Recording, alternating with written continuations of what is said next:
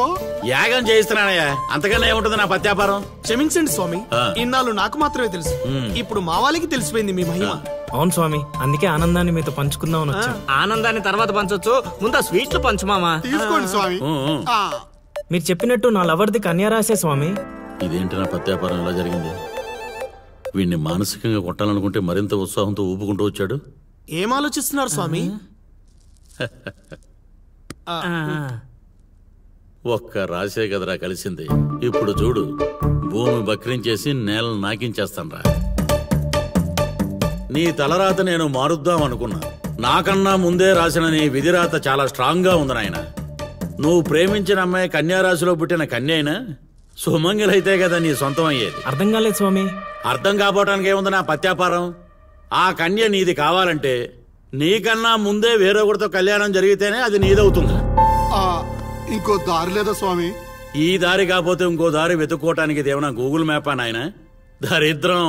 ఇక అంతా పత్యాపారమే. పర్లేదు స్వామి, 100కి 35 మార్కులతో పాస్ అయ్యే బ్యాచ్ నేను.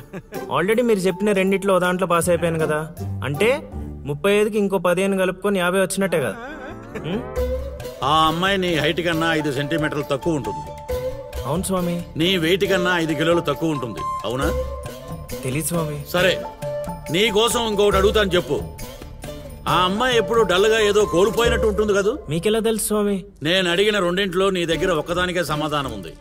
అందుకే చెప్తున్నాను, నువ్వు ఇలా మాట్లాడితే ఆ అమ్మాయిని రాహువు శిక్షిస్తాడు. నేను రక్షిస్తాను. దరిద్రానికి దుమ్ము దులిపి ఫ్రేమ్ కట్టి పూజ గదిలో పెట్టుకుంటానంటున్నావు. ఇక అంతా పత్యాపారమే. ఏదేమైనా స్వామి, వదిలే ప్రసక్తే లేదు. ప్రాణం పోయినా కూడా వదలవా? నేను పోయినా పర్లేదు స్వామి. నేను చెప్పింది నీ గురించి కాదు, అమ్మాయి గురించి. స్వామి నిజమే నాయన, నీరు పల్లానికి చేరుతుంది. నీ ప్రేమతో ఆ పిల్ల ప్రాణాలు పంచభూతాల్లో కలిసిపోతాయి. ఇక అంతా పత్యాపారమే. అవన్నీ ఇక్కడ పెట్టి బయలుదేరండి. నమస్కారం. నన్ను దీవించండి స్వామి. అతి వినయం దూర్త లక్షణం. ఒరే సీనుగా, నీకు ప్రేమ కావాలి, నాకు నీతో పగ తీరాలి. అందుకే ప్రేమతో కొడతాన్రా. ఇక అంతా పత్యాపారమే. ఓం నమ శివాయ. ఆడుబా, ఆడకుండా ఆలోచిస్తున్నావేంటి? ఇంకేం ఆలోచిస్తాడ్రా, ఆ చైత్ర గురించి ఆలోచిస్తుంటాడు. ఆహా, అంత ఆలోచన ఎందుకు బా దాని గురించి? ఎట్లే వెళ్తున్నారా కోటిపల్లె? కోతులు ఎదురొచ్చాయిగా, ఎక్కడికైనా వెళ్ళాలి.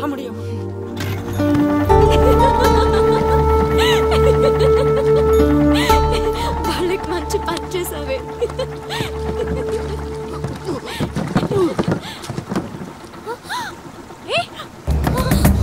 ఏమైంది అతనికి? ఓ మై గాడ్,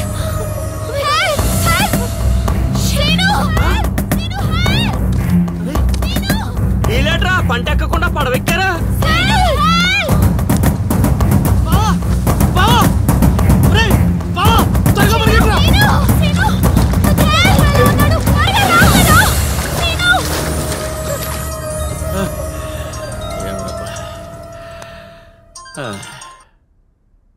గురుగారు చెప్పు నాయనా.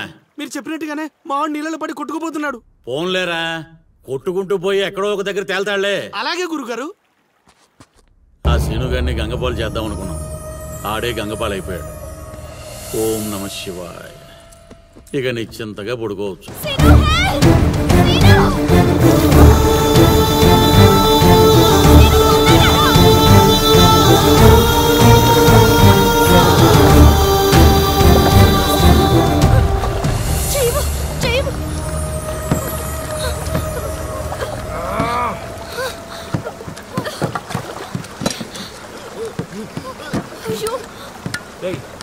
Oh my God.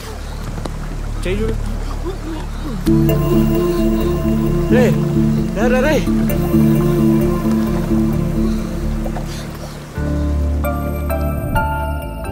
ఏ మాటగా మాట చెప్పాలి. మరే ఊరంతా అదే అనుకుంటున్నారు. వాడు బాధ్యత తీసుకుంటే ఎంత రిస్కైనా చేస్తాడు ఎదవ.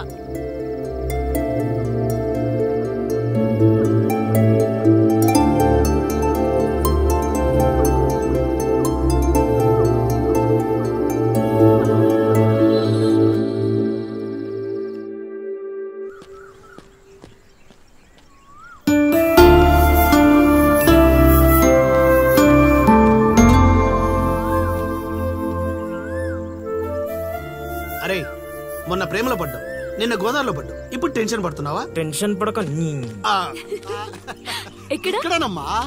అదిగో చైత్ర వస్తుంది. అయినా వాడు పిలిస్తే మనం వెళ్ళాలా? ఆ, అది కాదే, నిన్న అంత రిస్క్ చేసి అతన్ని కాపాడాడు కదా, థ్యాంక్స్ చెప్తే బాగుంటుందిగా. నువ్వు ఎంత మంచిదానమ్మా. కొందరు ఉన్నారు బ్రెయిన్ బీరువాలో పెట్టి నోటిని డ్రైన్ లా వాడతారు. దేనికి? ఇంకెందుకు? తిట్టడానికి, తినడానికి. ఏంట్రా అంటున్నావు? నువ్వు విన్నావుగా, నేను అన్నది అదే. పదని. Thanks scene. యాక్చువల్లీ నేనే నీకు థ్యాంక్స్ చెప్పాలి పిలవగానే వచ్చినందుకు. ఏంటి విషయం? ఏం లేదు, నేను మా గురుగారిని కలిశాను. అయితే ఏయ్ అల్లుడు, కంట్రోల్ యువర్ సెల్ఫ్. వసుదేవుడు అంతటి వాడు గాడిది కాళ్ళు పట్టుకున్నాడు. కొద్దిసేపు బీపీ కంట్రోల్ చేసుకో.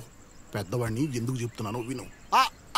అది నాకేదో వీళ్ళ మీద డౌట్ కొడుతుంది. లోపల ఏదో జరుగుతుంది. పద వెళ్ళి చూద్దాం. ఏం జరుగుతుంది లోపల? ఏంట్రా ఇదంతా? ఏయ్ ఏర్పాట్లు చేసిన వాళ్ళని చెప్పమా, తొక్కలో కంగారు. ఏంటి సీను ఇదంతా? అది అలా నసుగుతావేంటి అల్లుడు, మ్యాటర్ చెప్పేయకుండా? నీ జాతకాలు బాలేవని మా గురుగారు చెప్పారు. అయితే నిన్ను ఆ అరటి చెట్టుకి ఇచ్చి పెళ్లి చేస్తే అంతా బాగుంటదంట. నా పర్సనల్ విషయాల్లో ఎంటర్ఫైర్ అవడానికి నువ్వెవరు? అది కాదు చైత్ర. చేతి కాదు, నువ్వు అల్లరి మాత్రమే చేస్తావనుకున్నా, కానీ ఇలా అల్లరి పాలయ్యే పనులు చేస్తావని అనుకోలేదు. అయినా నా గురించి నీకు ఏం తెలుసని నీ ఇష్టానికి బిహేవ్ చేస్తున్నావు. అయినా వాడితో మాటలంటే చెప్పు తీసుకుని కొట్టక, అసలు పిలవగానే రావడం మనది తప్పు. పద వెళ్దాం.